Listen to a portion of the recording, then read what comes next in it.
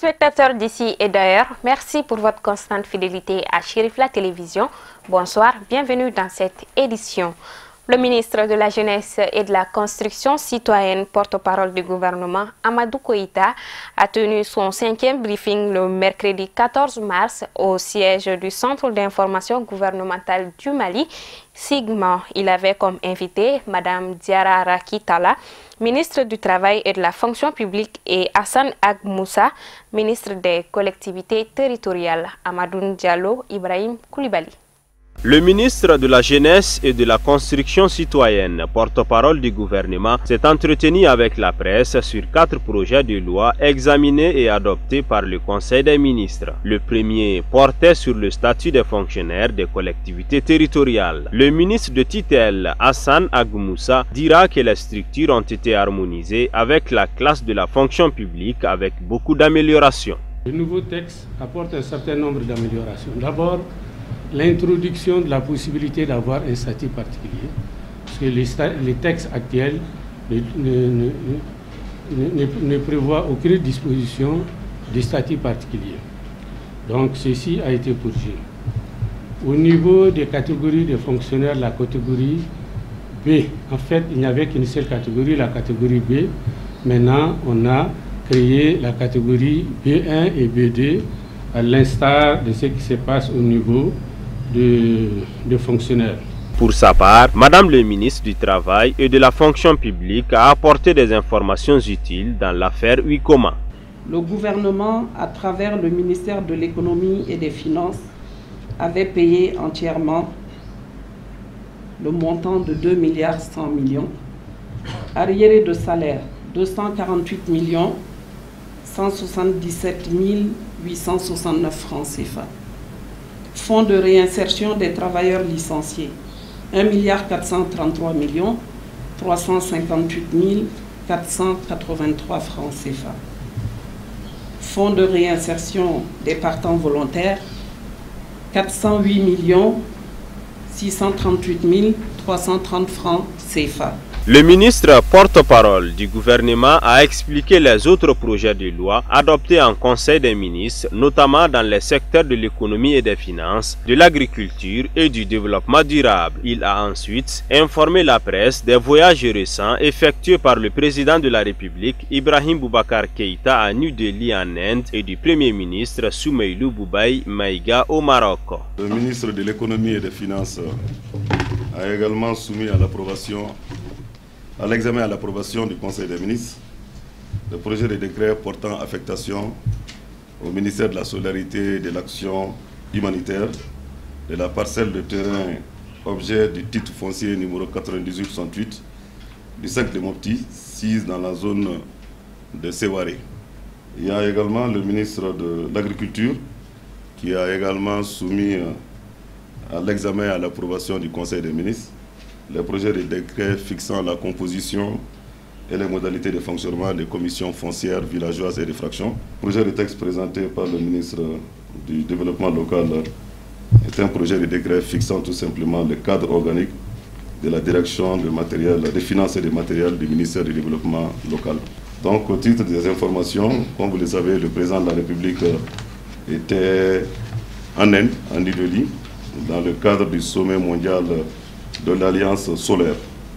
Au cours de ce séjour indien, la délégation malienne a pu obtenir des Indiens le financement d'un certain nombre de projets qui sont entre autres 3 projets phares qui ont été soumis par le ministre de l'Énergie et de l'Eau. Il s'agit notamment d'une centrale solaire de 50 MW à Fana pour un financement de 60 milliards de francs CFA.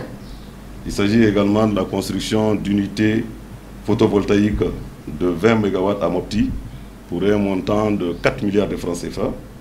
Il s'agit également de la mise en valeur de 2500 hectares de terres irriguées grâce à l'énergie solaire pour un financement de 11 milliards de francs CFA.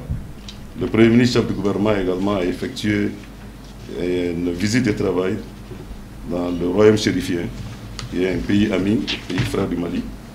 Au cours de cette visite, des accords ont été signés entre le Royaume du Maroc et le Mali Accords entre autres qui se portent autour des accords de coopération militaire technique entre nos deux pays, des accords entre le Royaume du Maroc et la République du Mali relatifs également au transport international routier de voyageurs et de marchandises. Avant de clôturer, le ministre de la Jeunesse et de la Construction citoyenne, porte-parole du gouvernement, a remercié la presse pour l'attention qu'elle porte à cette traditionnelle conférence de presse du gouvernement dans le but d'édifier l'opinion nationale et internationale. Dans le cadre de la célébration de la Journée internationale de la femme édition 2018, l'Association des femmes forestières AFOMA a organisé en collaboration avec les femmes militaires une journée de salubrité ce mercredi 14 mars dans la cour de la Direction nationale des eaux et forêts. Sadio Sidibé, Abdoulaye Sogodougou. Elles sont venues en nombre, les femmes militaires, pour prendre part à cette activité de salubrité ce mercredi matin dans la cour de la Direction nationale des eaux et forêts. Traditionnellement, les groupes et associations des femmes militaires préparent des manifestations pour fêter chaque année la journée internationale dédiée à la femme. La présidente de l'association des femmes forestières du Mali estime que cette journée est très importante pour elle car elle permet de magnifier la femme. La présidente a invité les femmes à la propriété. Nous sommes là aujourd'hui à la Direction nationale des eaux et forêts dans le cadre des activités du 8 mars. Le 8 mars, c'est aussi une date anniversaire de la mise en place de notre association. Alors cette année, on s'est dit, c'est la journée internationale des droits des femmes. Nous avons des droits, certes nous avons aussi des devoirs. Et un de nos devoirs, c'est aussi entretenir notre milieu de travail. Les lieux de travail sont insalubres souvent. On s'est dit, c'est bon, c'est notre devoir de les entretenir, de les nettoyer, de les mettre en état. L'État a fait de son mieux en nous donnant 2 joyaux. Vous voyez les 2 bâtiments bien construits. Et nous, on a le devoir de les entretenir. Donc on s'est dit ce matin, nous on se retrouve ici pour pouvoir entretenir les locaux. Et nous sommes des travailleurs, nous sommes des citoyens aussi. Pour l'atteinte des résultats sur le plan travail, il faut aussi un milieu salubre, un milieu très propre. Ça, c'est gage des résultats sur le plan professionnel. C'est pourquoi on a décidé d'être là ce matin pour nettoyer la cour de la Direction nationale des eaux et forêts. Il y a d'autres activités qui sont prévues parce que l'année dernière, lors de la campagne de reboisement, nous avons eu à planter 1 hectare en espèces locales. Le mercredi prochain, on va se rendre sur cette parcelle-là pour pouvoir l'entretenir aussi. Nous sommes en association avec d'autres femmes. Vous avez vu l'association du personnel d'appui. Le personnel d'appui est avec nous. Nous sommes avec aussi d'autres corps partenaires, notamment la police, et la douane, la protection civile, la gendarmerie et tous les corps militaires et paramilitaires. Nous sommes en association. Elle a également remercié les partenaires ainsi que le gouvernement malien pour la construction des 2 bâtiments pour le personnel des eaux et forêts. Suite à une déclaration de certains membres des APM, Association pour le Mali, selon laquelle les APM apporteraient leur soutien au chef de l'État Ibrahim Boubacar Keïta pour l'élection présidentielle de juillet prochain, le président des APM, Mohamed Ali Bathily, a tenu à faire une déclaration officielle pour dénoncer cette décision unilatérale. Il fait une mise au point claire à travers cette interview que nous vous proposons. Suite à la déclaration faite par quelques membres des APM hier soir, déclaration dans laquelle ces derniers disaient que les APM soutiendront le président de la République en 2018, je vous informe de manière formelle que nous ne nous reconnaissons pas dans ces déclarations.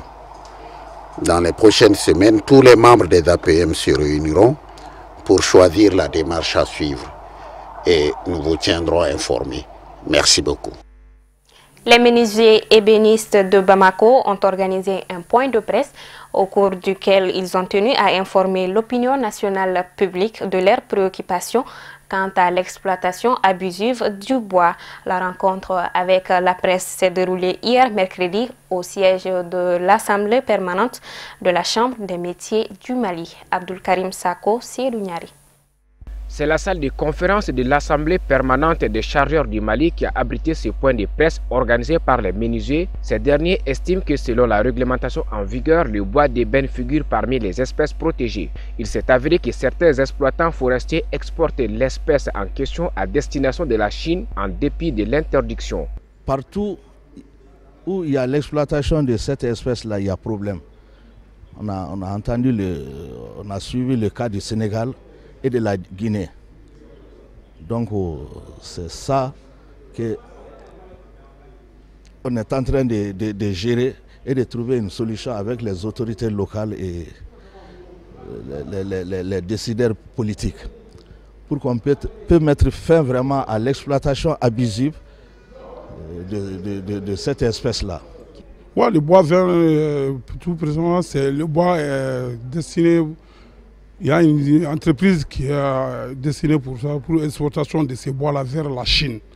Donc, étant donné que le Mali est un pays sahélien, ne peut pas ravitailler la Chine en matière de bois, d'autant plus que les pays forestiers comme la Guinée, la Côte d'Ivoire, Togo, qui ont mis fin à l'exploitation du bois vert. Les organisateurs ont estimé avoir rencontré les autorités compétentes en la matière pour leur faire part de leurs préoccupations sur la menace de la disparition de l'espèce du bois d'ébène.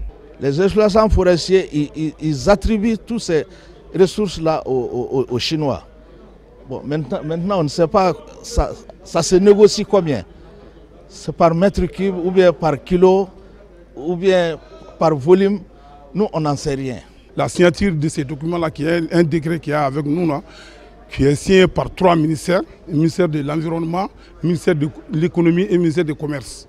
Donc, ils ont dit qu'il est formellement interdit toute l'exportation du bois d'œuvre du Mali vers les Sérères, sauf si le bois est transformé. On a démarché le ministre, on a encore parlé, bon, ils ont dit de nous, donc c'est à la direction des eaux et forêts qu'on s'est rencontrés, ils nous ont dit qu'ils vont mettre une commission pour chercher la solution ensemble. Donc nous sommes à l'attente de cette commission-là qui n'a pas encore statué d'abord.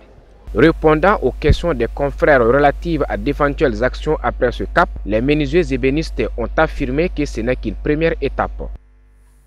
Le directeur général de la Maison du Hadj a animé un point de presse ce mardi 13 mars. Il s'agissait pour Dr Hamza Maïga d'informer les hommes de médias sur les nouvelles dispositions prises par les autorités saoudiennes pour la campagne 2018 du Hadj. C'est Lunyari. Il y a l'Arabie Saoudite qui a envoyé une lettre de félicitations et de remerciements au gouvernement malien en disant que vraiment les préparatifs de Hadj de l'année 2017 a été très bien préparés. Concernant les logements, l'hébergement, concernant les transports, concernant la restauration et les différents domaines de Hadj, vraiment ça a été bien. Ils nous ont beaucoup félicités en disant que vraiment bravo pour les Mali. Ça c'était une félicitation pour tout un chacun de nous, une félicitation, grand merci pour tous les Maliens aussi qui s'investissent, État plus le secteur privé, qui ont fait ce travail qui est remarquable, qui a été salué par les autorités saoudiennes. Cette année, bientôt, on va procéder à l'ouverture de la campagne. Quand on dit la campagne, cela veut dire que les inscriptions de pèlerins vont se commencer bientôt, Inch'Allah, dans les jours à venir. À travers ça, on va fixer les coûts aussi, qui sera vraiment abordable cette année, Inch'Allah. Ce qu'il y a maintenant, on a eu des innovations cette année qui vont voir le jour dans le processus de Hajj cette année. Au niveau de l'Arabie Saoudite, ça a été décidé vraiment au niveau de l'Arabie Saoudite, tout un chacun qui veut procéder à un second Hajj, moins de 5 ans, doit payer un frais supplémentaire de visa de 2000 rials. 2000 rials, là où nous sommes aujourd'hui, c'est équivalent à 300 et quelques mille. Bon, comme vous savez que les monnaies, vraiment, c'est quelque chose qui est évaluable. Donc, à la proximité de Hajj, ça peut arriver jusqu'à 350 et quelques mille. Donc, la valeur, quand même, c'est 2000 rials. Si tu as effectué un Hajj et tu veux répéter moins de 5 ans, donc tu dois payer ça. Mais pour quelqu'un qui est à ta première fois, donc il est épargné de ça, il ne paye rien. Donc, il y a aussi, qui est comme innovation, le problème de l'empreinte qui a été ajouté aussi, l'empreinte digitale. Ça concerne surtout les Maliens qui sont à l'extérieur. Donc cela nécessite leur déplacement physique de venir faire les formalités d'empreinte ici, à partir de la maison de Hajj ou à partir des structures saoudiennes dans l'ACI 2000. Donc ça aussi, c'est porté à la connaissance de tout un chacun de se préparer pour ça aussi. Donc, en plus de ça, les autorités saoudiennes ont pris toutes les dispositions nécessaires afin de faciliter et d'accompagner les pèlerins maliens dans le territoire saoudien. On vient de rentrer d'une mission maintenant de l'Arabie saoudite. On a vu que vraiment il y a des innovations, il y a des dispositions qui sont en cours maintenant pour faciliter la tâche à tous les pèlerins, pour vraiment rendre tous les pèlerins heureux et effectuer leur pèlerinage dans les meilleures conditions. En ce qui nous concerne au Mali, comme des innovations ici à notre niveau, vraiment cette année, on a décidé que vraiment chaque pèlerin, obligatoirement, quand il veut voyager avec la filière gouvernementale, de déposer ton passeport.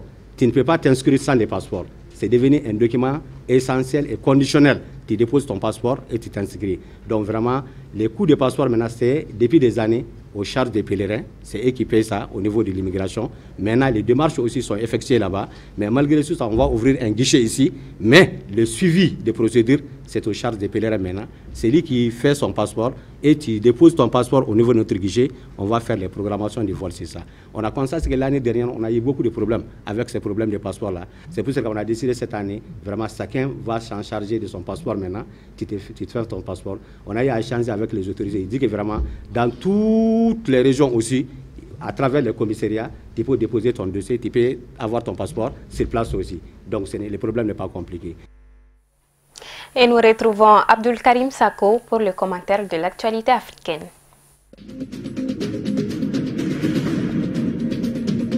Le président nigérien en visite dans le nord-est du pays, région dévastée par 9 ans de guerre, a promis de ne jamais relâcher ses efforts pour libérer les quelques 200 élèves de Dapchi enlevés le mois dernier par Boko Haram. Muhammadu Buhari, élu sur la promesse de mettre fin à l'insurrection en 2015, avait reproché à son prédécesseur Goodluck Jonathan de n'avoir pas agi assez vite pour retrouver les filles de Chibok. Cette fois, le parti de M. Jonathan, aujourd'hui tombé dans l'opposition, s'est empressé de faire pression sur le gouvernement pour demander des réponses et a reproché au président Buhari de ne pas avoir pris le temps de rencontrer les familles des victimes. Le président sud-africain Cyril Ramaphosa, au pouvoir depuis février, s'est engagé mercredi à accélérer la réforme agraire destinée à retrouver des terres de la minorité blanche au profit de la majorité noire afin de corriger les injustices. La réforme agraire a pour objectif de corriger les injustices liées à la dépossession des terres. La minorité blanche, qui représente 8% de la population du pays, possède 72% des fermes contre 4 seulement pour la majorité noire. Nombre d'agriculteurs blancs craignent que l'Afrique du Sud ne suive la voie de Zimbabwe voisin, où la réforme agraire et la saisie brutale des terres ont plongé le pays dans une crise économique sans précédent. La Cour d'appel de Paris a rejeté mercredi l'appel formé par le Sénégal contre le refus de la justice française de procéder à la saisie des biens de Karim Wade, selon un communiqué des avocats de l'ex-ministre. Il avait été condamné le 23 mars 2015 au Sénégal à 6 ans de prison ferme avec plus de 210 millions d'euros d'amende pour enrichissement illicite, ce qu'il a toujours nié, et à la confiscation de tous ses biens. En première instance, le tribunal correctionnel de Paris avait refusé le 26 septembre 2016 d'exécuter la confiscation de ses biens demandés par la justice sénégalaise en expliquant que l'infraction d'enrichissement illicite n'existait pas en droit français.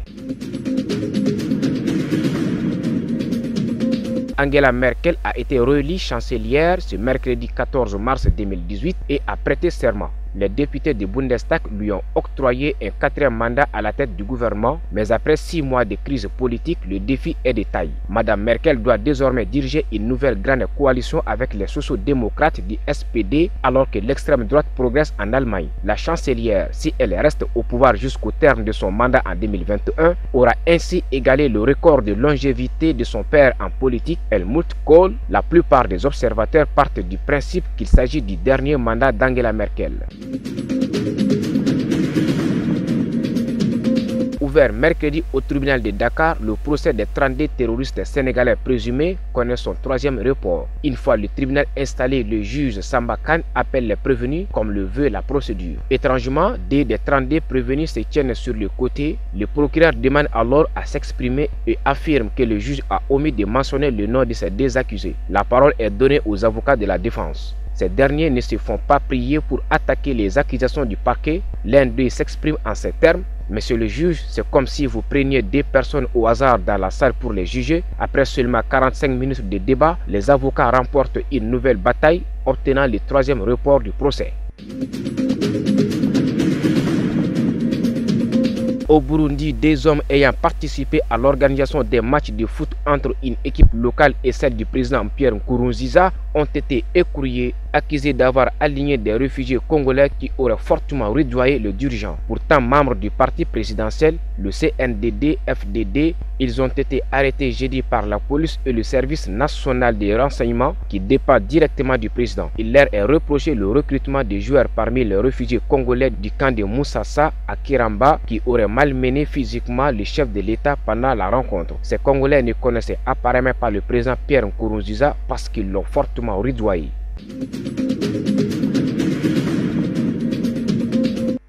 Voilà, c'est ce qui met fin à cette édition. Merci de l'avoir suivi. Excellente suite de programmes sur Chérif la télévision. Bonsoir à tous.